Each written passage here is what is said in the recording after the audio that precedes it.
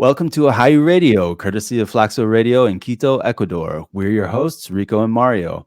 Ajayu Radio is a show about the experiences of musicians around the world, their music, and what it's been like to be musicians during the pandemic. Every episode will feature one musical act, and we'll be talking to them about what it's been like to make music during one of the hardest times in recent memory. As you know, musicians, not the music industry, have been hit especially hard as music venues around the world were shut as part of the efforts to stop the spread of the virus. Finding good and no music was hard enough before COVID. So with Ajayu Radio, we are trying to bring you the best new music we can find that emerged from the pandemic. Who do you have for us today, Rico?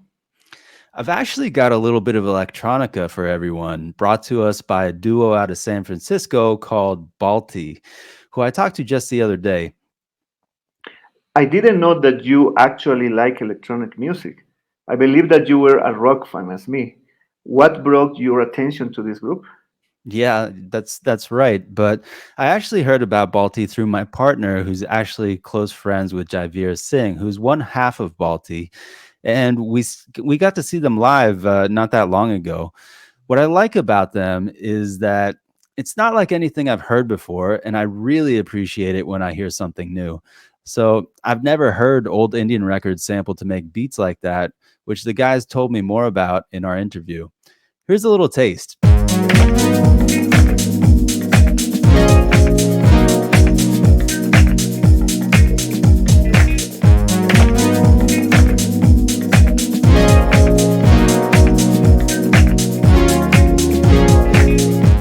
Oh, that's great.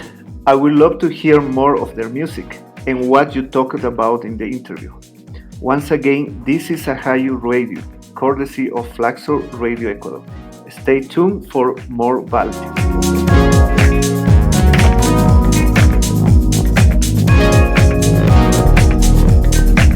Hey everybody, it's your host Enrico Manalo for Ajayu Radio, online and on FLACSO Radio out of Quito, Ecuador, here with Baalti, that's Mihir, Chauhan, and Jaiveer Singh, a San Francisco-based duo making sample-heavy house music that finesses retro, nostalgia-laden South Asian samples and intricate layers of percussion, giving their tunes a swampy, crunchy, lo-fi feel. Recently, they've returned to San Francisco after starting off 2022 touring India, where they're originally from. We'll get to that in a bit. Baalti's self-titled EP is available on Spotify, Apple Music, and Bandcamp, among others. Follow them on IG at baalti.mp3. That's Baalti at mp3 on Instagram, where you can also find their link tree if you want to check out what else they've done. How you doing, guys? Pretty good. Happy to be here. Yeah, glad to be here. We're doing well. Fantastic. So let's talk names for a second. Can you introduce yourselves to the audience quickly, and who are you and who does what? Yeah, I'm Mihir. I'm one half of Baalti. I grew up in Bombay. I didn't know Jaiveer till pretty recently, but in terms of like what I do, I think we kind of split what we do pretty evenly, and there's no like specific roles. But I'm half of Baalti, and I'll give it over to Jaiveer. I'm Jaiveer. And unlike Mihir, I've known him for 7 years now. So we went to college together. We were like on the same floor in freshman year, and then we kind of just like stayed friends and stuff like that. And we actually had like a band together in college, like way before, like at least before I was doing electronic music. Like Mihir was still like very much making beats and stuff. But yeah, that was like our first like kind of loose collaboration. Then we started Baalti like much later. Yeah, I guess like before Baalti, if we were to have band roles, I think we were both drummers, but then Jaiveer was like, there can only be one drummer. So then he decided to play guitar. So kind of a Highlander situation. There can only be one, right? Yeah. Yes. Nice. So I'm given to understand that Baalti actually means bucket. Is that correct? Yep. That is correct. Yeah. So what's behind the name? I think we just like how it sounds. That's it. Yeah, there's no like deeper meaning. But it's funny because a lot of people who ask us that like already have some ideas of like the metaphors it could mean in their head, and we're like, no, we just like how it sounds. Yeah. Well, it's a great name. And, I'm kind of wondering now that you told me that you guys had something of a band before, if any of that earlier stuff, those deeper cuts are going to make it into your Baalti experience eventually. Oh no, I doubt that. That's like very different, very like jam bandy stuff.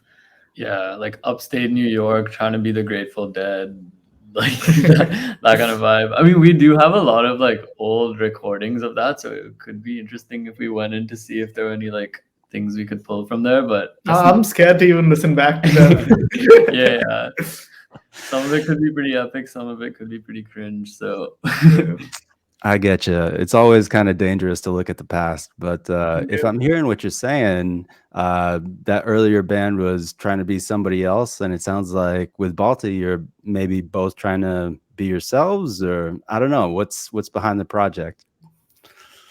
It is like a unique, pretty unique sound. I think like it's like that also makes it hard sometimes because it's like we don't have like as many like references to draw from, because it's like, oh, like there's not like too many other people doing it like exactly the way we're trying to do it. But yeah, of course, like we have like massive inspiration and like look up to a lot of people who've like done really cool stuff before us. Yeah, but I think while we were making our first record, it was pretty like cut off from a lot of other things. It was like, curtains closed. We weren't even listening to a ton of music. We just had like a few things that we were listening to, then referring to. But I think, yeah, like part of making it in isolation like that gave it its like own voice in a lot of ways. Yeah, and like we didn't like really show it to anyone before it was like almost just like done fully as a project. Like the first time we like played it for our friends, we played an entire like 6-track long project, like a 30-minute long, like fully realized like thing for our friends, and that was the first time like we played it to anyone else at all. Wow. Yeah, So that must have been, I would be nervous, but that's just what I'm like, because it's one thing to play one song, but to play a whole EP, and then I'm imagining that you're like waiting for the reaction, but like maybe trying not to look to see, that kind of thing. Yeah, and yeah, it's like we'd like gotten into our own world pretty much by that point, so it was like it was like super interesting, like show that to someone finally. Yeah, so if Baalti had an origin story, right? So you're telling me about the early days a little bit, but like, what was the impetus? What was the spark? What was the thing that got the two of you to say, you know what, we might both be drummers, but we've got something here, and I want that thing to be Baalti? Yeah, I think we shared a lot of like perspectives on music.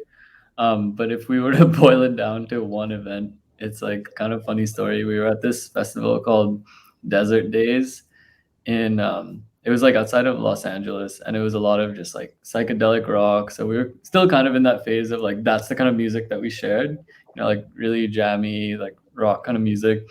And they had this section in the festival that was like it was called a Mystic Bazaar or something, and they had all these little like pop-up shops, and they're selling all these little trinkets. And then there was this one tent that had like programming all morning for like different events that would go down before music would start in the afternoon. And there was one thing that we saw in there that it just sounded really funny. It was called like yoga trance dance. And we were just like, what is this? And then when we walked by it, it was this like deep house music happening, and like a lot of white people pulling really funky moves in this tent, and the whole like spectacle of it was pretty humorous. Yeah, I think like that was like an in joke with the thing for a while, because like it was like, like when like people outside of like our culture like look at music, is this really the first thing, the most catchy thing that they hear about it? And the most cheesy stuff is what they were kind of sampling and playing around with. So like that kind of sparked the idea that okay, there's like way more interesting stuff happening in like Indian music than like what like catches the Western ear like at least in this context. So that kind of like set us about like digging around in like old Indian samples and like trying to present different sides of it that I think you would normally think work with electronic music. Nice. So it sounds like what you're saying is you heard some cheesy shit, and then you were kind of saying we can do way better than that. But I'm not hearing that this was motivated out of spite, more out of like a knowledge and a deeper understanding of music that you felt was being misrepresented. Is that fair to say? That's the nicest way. Yeah. I think you did it really well. Yeah, no, it was definitely not out of spite. Like, it's all love. Yeah, yoga trance dance is still just like a endearing joke that we make today. Yeah. Yeah. That's great. You know, like it was really interesting to hear that, you know, you were both into psychedelic rock, and that got me thinking, like, how do these two guys go from psychedelic rock to house music and electronica? But I'm so glad to hear that it's because of something that made you both laugh. You know, I can't think of a better way to start something up, honestly. Yeah. And like, honestly, we'd like, even though we do like electronic music now, like a lot of that early like being in a band influence is stuck around. Like the way we like structure our tracks, we think of like verses and choruses and hooks and bridges, and it's a very band-ish way of thinking about songs, like a songwriter way of thinking about them almost. So yeah, it's interesting because like a lot of people who like listen to our music like and have like become fans, and surprisingly a lot of them are not even like that into electronic music. They just like the songs for songs. So it's like, it's nice. We kind of straddle that line between like a band and fully electronic. And I think people even assume that we'll be playing acoustic instruments when we're on stage and stuff like that. So that's pretty cool to me. Yeah, definitely. I mean, I have seen these guys play live before. There are no acoustic instruments, but they are absolutely electric in person. So if you have the chance, I definitely suggest that you go see both of them as soon as possible. It is really interesting to hear that, you know, how you're kind of approaching things, you know. I think a lot of people have this perception that because electronic music is so different, perhaps the process of putting a song together is not the same as, say, a rock musician, singer-songwriter, as you were saying, or even like a hip-hop track. But you know, music, I think once you understand how it all fits together, then you can kind of create it any which way you want. So that's very cool to hear that you've got this kind of band approach. If we're kind of thinking about creative process and also say music that's really influenced you, which you guys have already touched on already, you know, well, who would you say has had the most influence on you musically, and how does that kind of play into how you approach creating a song? Yeah, I think we could name a few people right now who influence us a lot and have kind of been there from the beginning. But I think it also, like, something really relevant was kind of where our influences were when the project started. So I think I was into a lot of like instrumental hip hop, and how that was affecting my process was thinking about you know, how can we chop up samples and then reinterpret them to like different kinds of beats. And I was very much in that like slicing and dicing zone. And then I think, Jaiveer, you were into more like ambient electro music. And Yeah, I was just trying to do sound design stuff, you know, just like make really cool sounding things, not even like tracks exactly, but I was just trying to do like sound design and ambient stuff. yeah, so I think it was like two very different approaches to just like manipulating audio. Mm-hmm. And I think that set an interesting foundation for like how we started making music together early on. Yeah. But yeah, if I were to name a few people back then, it was probably like, you know, classic like Dilla. And just like the way that a lot of instrumental hip hop artists, like the lo-fi beats to chill / study to was definitely like a phase. Yeah. You know, how people would just mess with old jazz records and completely recontextualize them was cool. Yeah, I was listening to like a lot of John Hopkins and Brian Eno and all these like ambient legends, and a little bit of like techno as well. But yeah, But yeah, like as Baalti started happening, I think, you know, our like holy grail of influences would be, you know, Fortet, Caribou, Floating Points, yeah, Romer. Romer, yeah, all those folks, and like it changes a lot. Like now, I don't think we don't listen to those people as much anymore. It's like more like garage and jungle and like UK bass and stuff like that. That's like really inspiring right now. So So what do you find is drawing you to that UK slice of music? just literally like having spent a lot more time in clubs and like Yeah. big dark rooms where like you're just dancing, like yeah, those songs just hit so different in those kind of settings.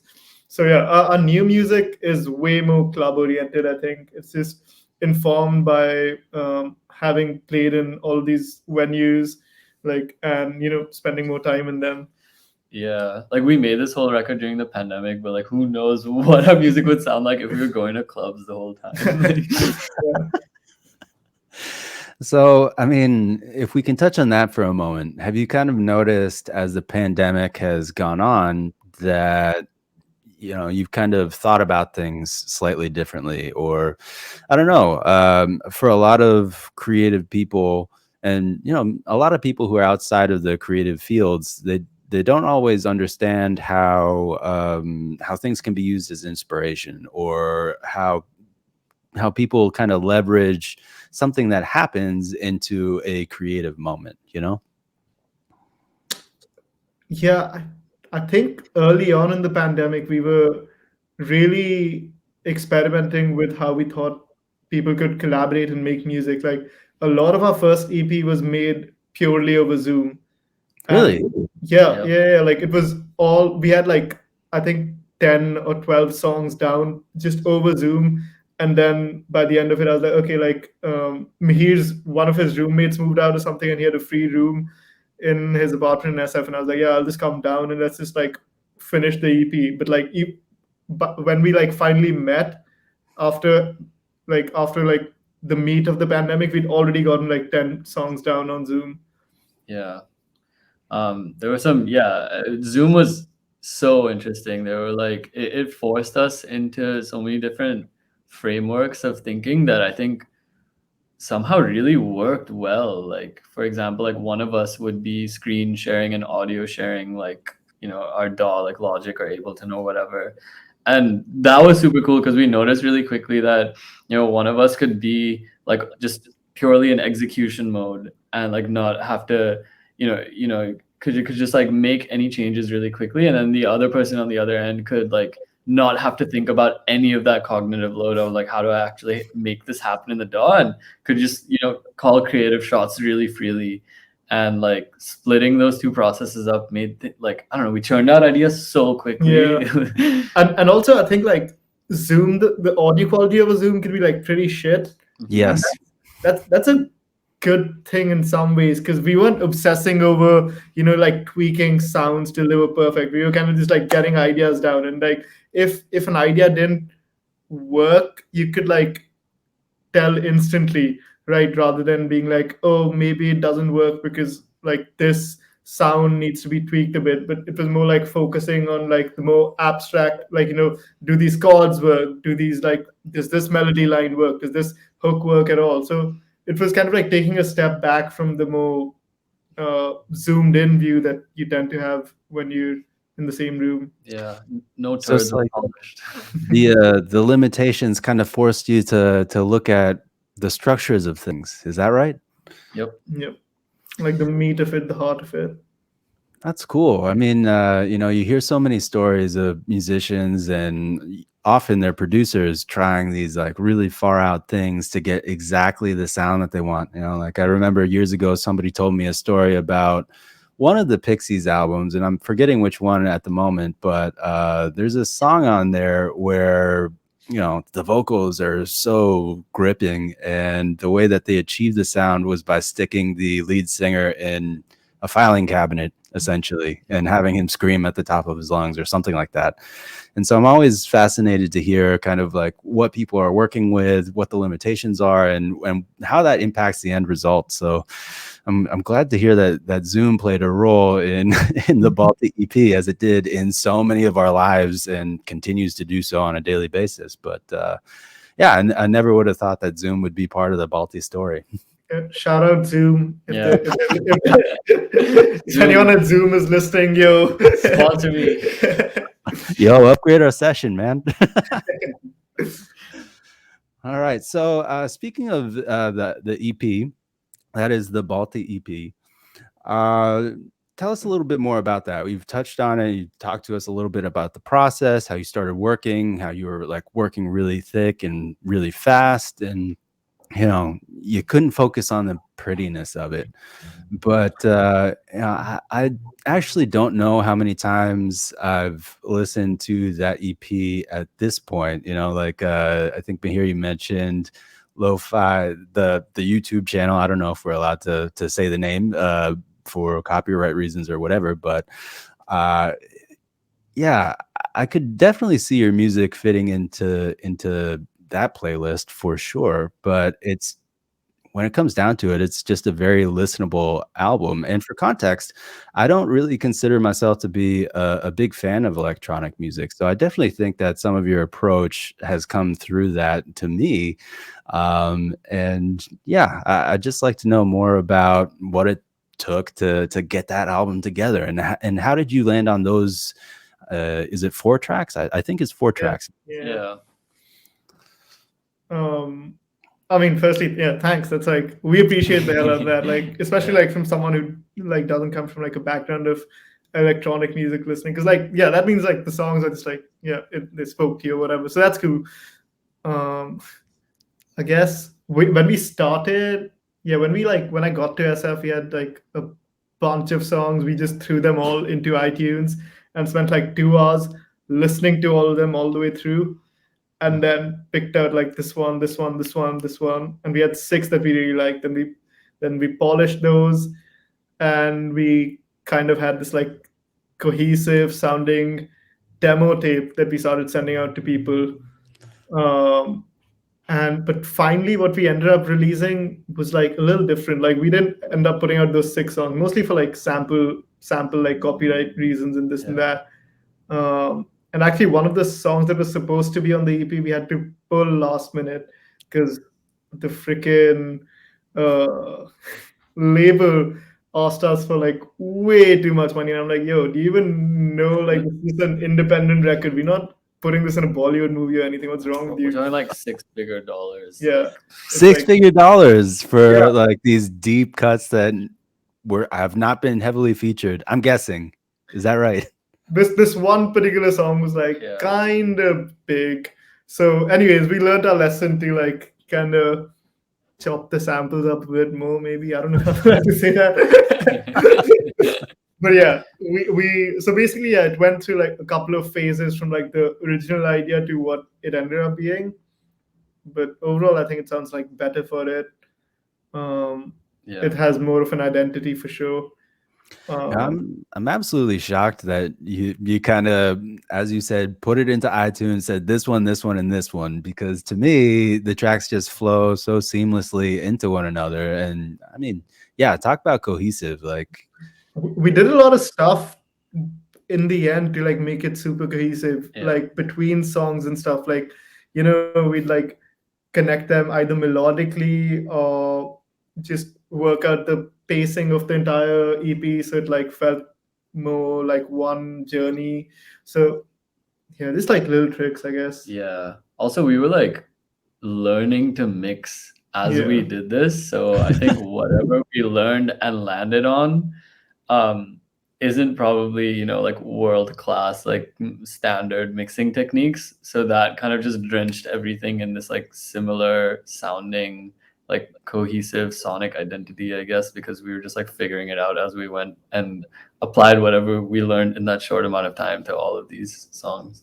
Yeah, it's kind of like if you just use one guitar for an entire album, that album's gonna sound pretty cohesive. You know what I mean? Yeah.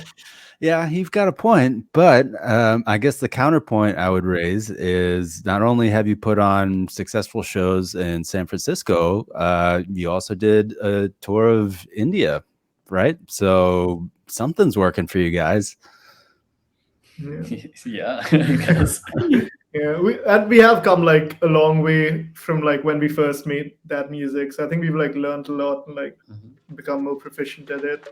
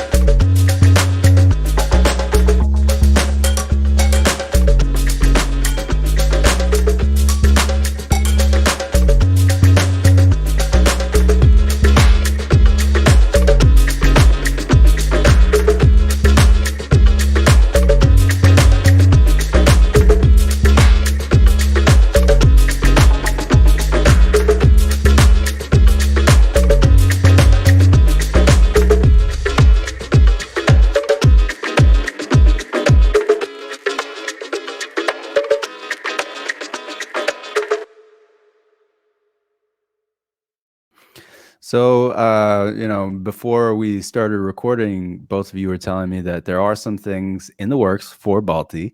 And so I'm curious, what are you carrying forward from the EP into the new work?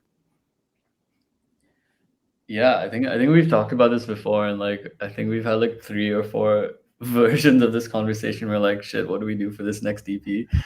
I think like the meat of what EP1 is what we want to carry forward. And by meat, I think it's still kind of song centric. Like we really like songs with hooks. Yeah, songs that are catchy, not just indecipherable or like undiscernible, like stuff that just sounds like everything else, which is cool. But like, I mean, songs with identities are fun. Yeah, like for sure. not just a song to like fit a certain vibe or like jump on the train of like a trend in genre that's happening at the time. Yeah. Gotcha. I mean, Jaiveer, I definitely see what you're saying. And again, it's so interesting to me that the two of you are listening to like jam band music, which has the same problem that prog rock has, which for me has the same problem for a lot of electronic music that I've heard and not enjoyed, which is that lack of identity, Mihir, that you're talking about, right? So it's like this long, sprawling, in some cases, epic thing. But at the end of it, or even in the middle of it, I'm like, I don't know where I am. I don't know what you want me to do. Like, do you want me to slam dance right now? What do you want me to do? Yeah. I mean, but I think because we also listen to like just a lot of like pop music, so we like we kind of like really value like things that are concise and well arranged and stuff like that. Like like like Charlie XCX or whatever, like just like contemporary music. Like I feel like pop's great. Yeah, pop, like they really get the songwriting down really well. Yeah. So it sounds like for you, at least, Jaiveer, a lot of music craft is very important. Is that fair? I care about songwriting. I mean, about arranging especially, because it's fun and it's definitely can be used very well. I think that's like what gives songs a lot of identity, like how, like the pace at which you introduce different ideas and like how long you hang out on them and how that like ebbs and flows through energy. And I think we really like pop arrangements in that, like they're kind of to the point. They flow really well, they explore a lot of ideas, and then that's it, you're in and out, and like you got a lot out of it. And so that crafter of arrangement is something that we like paid a lot of attention to and that we fight a lot about, and results in like really good shit in the end. Nice. Well, I can't wait to see what the new album is like, and maybe if we're lucky, you'll get to share some of that music with us on Ajayu Radio. If we're kind of pivoting back to the pandemic in general, so what has the pandemic meant for the two of you as a band? I mean, to begin with, like it gave us this space to actually make music together, which we wouldn't have considered earlier because we weren't living in the same city. So we were just like, oh, that just doesn't make sense. But I guess just doing everything virtually gave us the space to like do that even. And like being able to take things at a slower pace, like gave us more time for music, even not having to go into the office and stuff like that. It's like, okay, I'm at home anyways all day, like I can, like if I have more time on my hands, I can invest it on music. So I think we also just generally like disagree with the state of boredom, and when we had all this extra time now, like we just like poured it into music. Yeah. Nice. I remember in that earlier phase of the pandemic, people kept saying stuff like, if you don't come out of this with a new skill or like blah, blah, blah, then you're wasting your time. And I don't know. I always kind of took issue with that a little bit because, not everybody has a set of skills where they can lean into a project on a whim and just make something out of it. But for people that can, then yeah, I mean, I've seen a lot of really great projects come out of the pandemic so far, which is, of course, the impetus for the show. So if we're talking more specifically about, motivation, how would you say that the pandemic has kind of influenced your music or creative process? You've touched on this a little bit, right? So talking about Zoom and things like that, but this is more of a comparative. Like if you're thinking before, how you were making music before the pandemic, is that very different, or is this the same, or how's that hanging for you guys? I think like pre-pandemic, I was still trying to get bands together, like still trying to like get people in the same room and be like, oh, let's jam and stuff like that. But like, I think now I'm way more of the mindset that like, I mean, I like working on a laptop now a lot. Like I love that. It's just so direct, and I can be anywhere in the world and just like bust out a song. I can be in bed and write a song. It's just, yeah, like even when we like not here, like even when we were on tour and stuff, we could just like write things while we were there. So like I think coming out of the pandemic, like our like skills for just doing stuff like ad hoc are like way better. Yeah, I would say it's similar for me. Like in my ideal world, I would have like gotten bands together and stuff, but like I just didn't know how to do that being in San Francisco, and like I wasn't really meeting any musicians. We didn't have a space or anything, so I was like, okay, cool. The only other option is like to make music alone on my laptop. But then as soon as the pandemic started, it's like, no, like anyone can do anything from anywhere. Like you don't have to be in the same place. So that opened up this like, okay, like wait, we can collaborate musically, like from being in different cities, and do laptop music and not band music. And it just like made a lot of these ideas that were like hard to, or they had a lot of like resistance to them. It was like, oh, only the gorillas do this, like no one else has done it, and they're like a one-off. Yeah. It's like it kind of shattered a lot of those like walls, I guess. Yeah. And also like it for me at least, like it made me realize that like I don't need a bunch of gear to like do stuff, because like earlier I was like more fixed about, oh, I should like build up a studio and like get all these like often expensive things to make music with. But it's like you can just do all that with like a cracked version of Ableton, and just like it's more about like how you interact with the tools than like what tools you have, to be honest. So like literally right now, like the only like essential piece of gear I think I have is like my speakers, because I like how they sound. But yeah, everything else I can just do on my laptop now. Whereas when I was back in New York or Seattle, I was like more obsessed with, oh, let's get this machine or whatever to make this sound.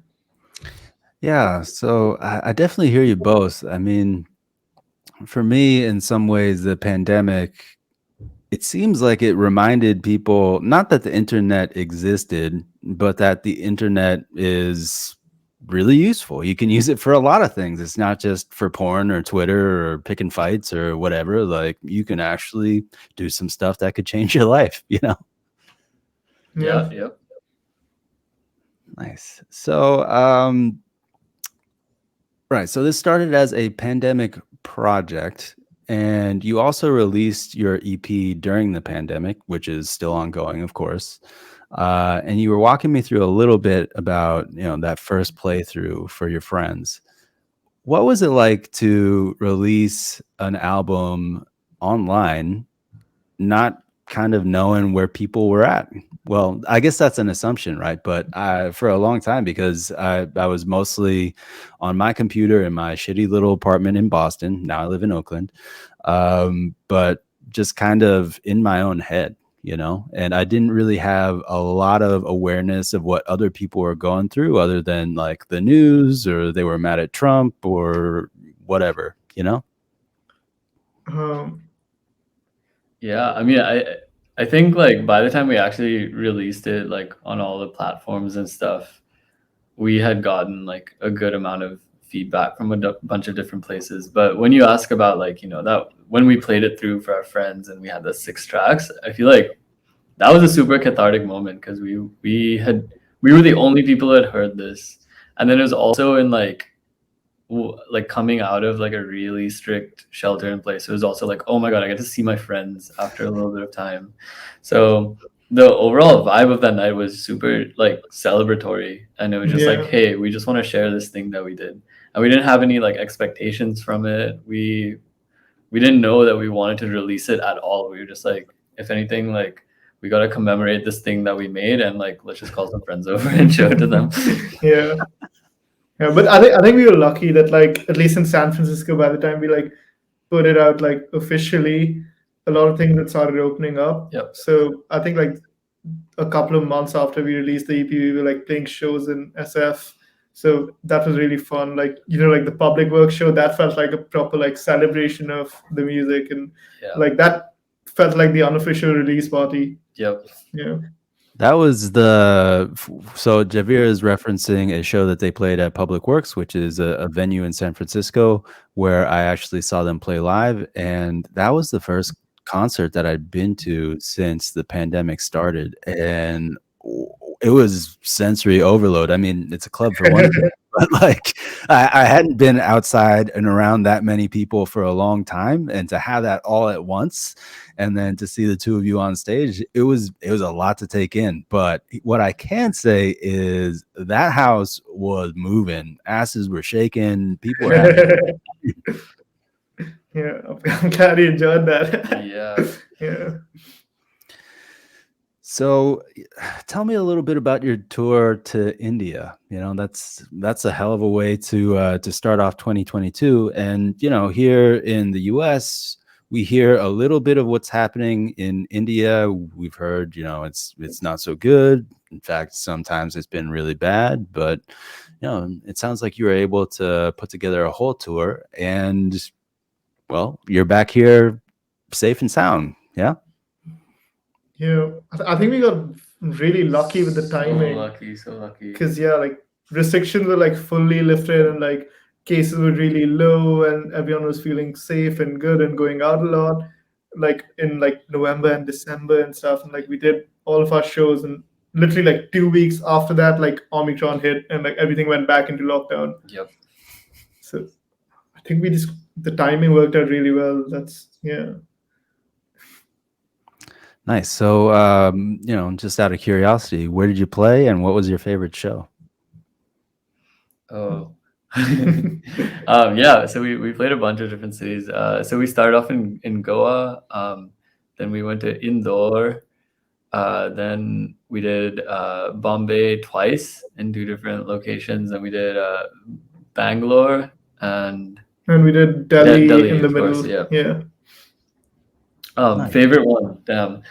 It's like a huge toss-up, but like I would say for me, it's like either Goa or Bombay. Yeah, same. Like Bombay was really fun because we were like closing the night out, so you could just play for whatever, like however long, and then DJ after that even. And it's just like a really fun, packed, energetic room. And Goa was sick because it was like the first show of the tour, and like we had like zero expectations for like, you know, if people are going to show up or even like the music, and like it turned out to be a super fun night. So that was, and it was first day of tour, so that was super special. And and that was also when we were like meeting all of these people who we've only interacted with online for the first time, like our label folks, and like you know, the label being Crunk Records, is that correct? Yep. Crunk Culture, excuse me. So you know, here in the US, I think there's not a lot of people who have heard sounds like the ones that you two are sampling in your music, and it's something like really new and really fresh, even if to you there's parts of it that are not. So I'm kind of curious, what was the reception of the sound that you two have built in your home country? I was really I think we were like very pleasantly surprised, but we didn't know what to expect at all, because it was like, will people find this too nostalgic or maybe cheesy, or, you know, like did we do it justice, stuff like that. But I think everyone just like ended up vibing to it. So yeah, the reaction was pretty good, I'd say. And it's cool because like because it was like just nostalgic enough to like hit people in the feels the right way, while still being pretty fresh. Yeah.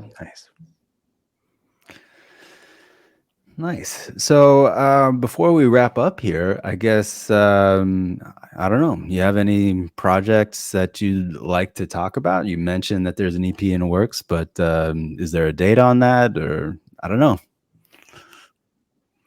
There is an EP in the works. There's no date on it yet. There is a show that we have coming up in New York on March 5th at Avant Gardner. We're opening for a bunch of different artists, and it's like a live only festival for one night. We're super psyched about that, and we're hoping to test out some of the ideas of this EP that we're building at this venue. Very cool. So that's coming up pretty soon. So I guess I'll have to get back in touch with the two of you to see how that all went.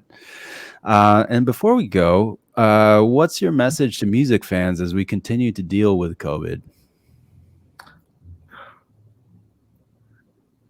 I don't know. Do you have anything? Don't put too much pressure on yourself. Yeah, just have fun with it. Like that thing you talked about earlier, like feeling like you have to walk out of COVID with a new skill set or whatever. Like, I don't think that's true. As long as you're just like enjoying yourself, having fun, and staying like kind of curious, trying new things. Yeah. Also, if you're stuck making music on your own, try to find a collaborator. Yeah. And don't feel down on yourself if you're stuck. Like, it happens to everyone. Like, yeah, I think we spend like weeks making stuff that like doesn't inspire us as much, and then we stumble upon something that we really dig. So it's like, I think it's very normal to, get into ruts and then climb out of them. Yep. Nice. And that is your dose of perspective from Baalti. All right. So once again, this is Baalti. That's Mihir, Chauhan, and Jaiveer Singh. You can find them once again at Baalti.mp3 on Instagram. That's BAALTI at MP3 on Instagram. And you can also find their link tree with some of the other less cool interviews that they've done, and a bunch of their other things as well. Thanks so much for coming on the show, guys. Yeah, Rico, thanks for having us. Yeah, thank you. So we've got a little bit of music for you now. First track that we're going to play by Baalti is called Ame. Guys, if you could introduce that for us a little bit.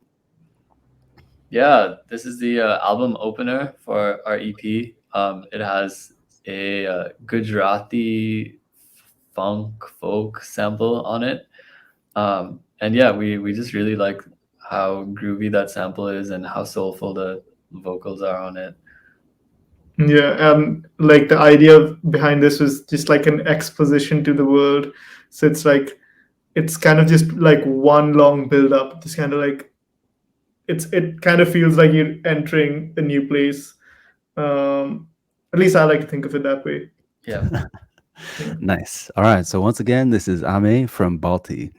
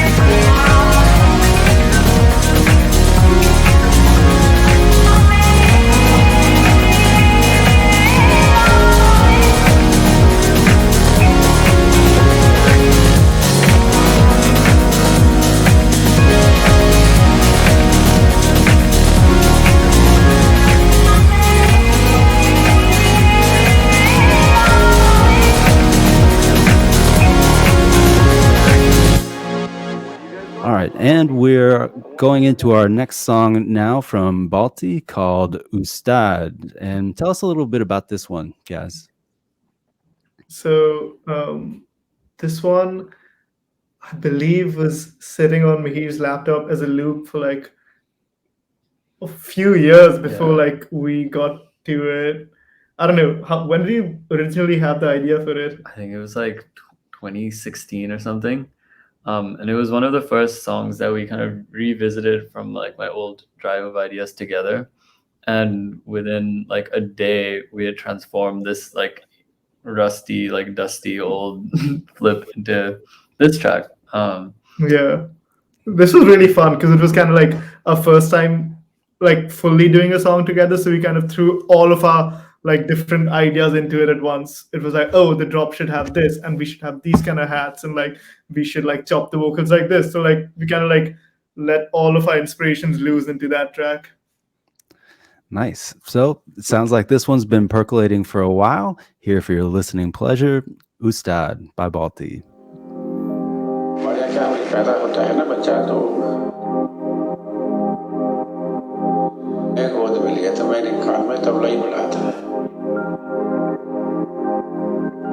And playing tabla, I still hadn't noticed that I was doing that. I was just having fun. ये भी बगावत का है और ये बड़ी ये भी चक्रदार है मतलब. And then I would do it.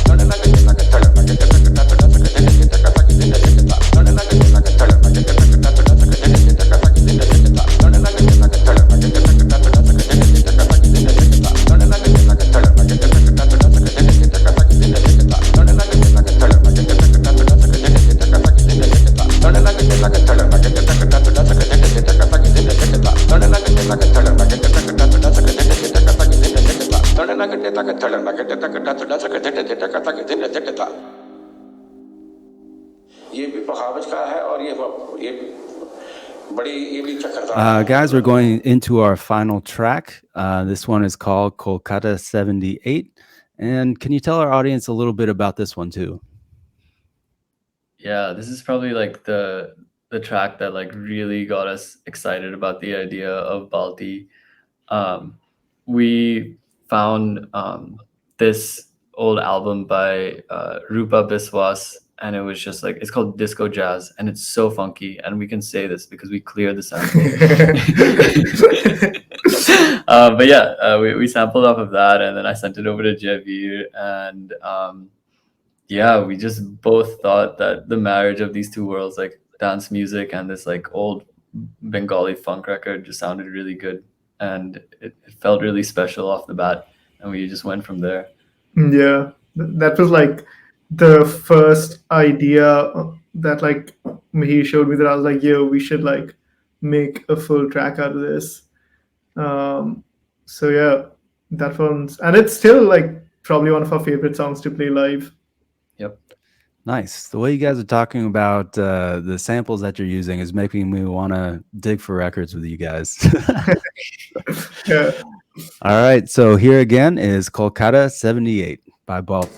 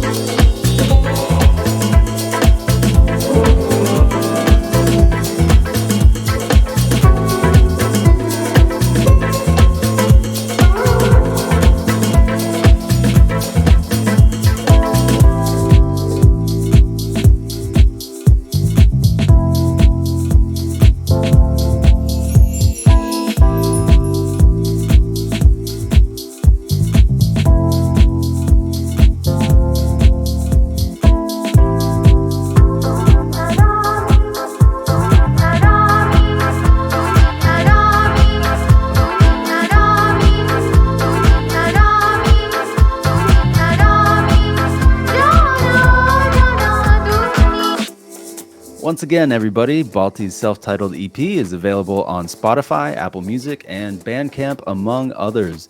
Follow them on IG at baalti.mp3. That's BAALTI at mp3 on Instagram.